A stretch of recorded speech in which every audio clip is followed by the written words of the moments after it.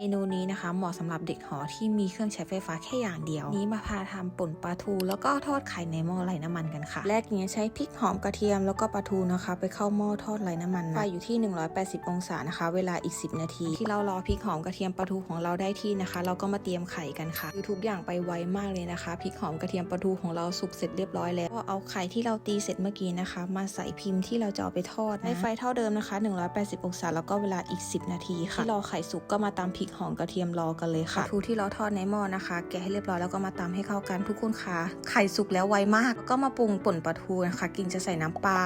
ร้าแล้วก็น้ำต้มสุกนะคะผักชีนะคะที่ซอยเสร็จเรียบร้อยแล้วก็มาตักลงกล่องกันค่ะเราไปให้แฟนชิมดูว่ามันจะอร่อยเปล่า โอ้อันนี้ตุ๋นเหรอ ไข่ทอด กินจังอ่ะ ไข่ทอดในหม้อไร้น้ำมัน เหรอ ลองชิมดู ไข่น่ากินว่ะ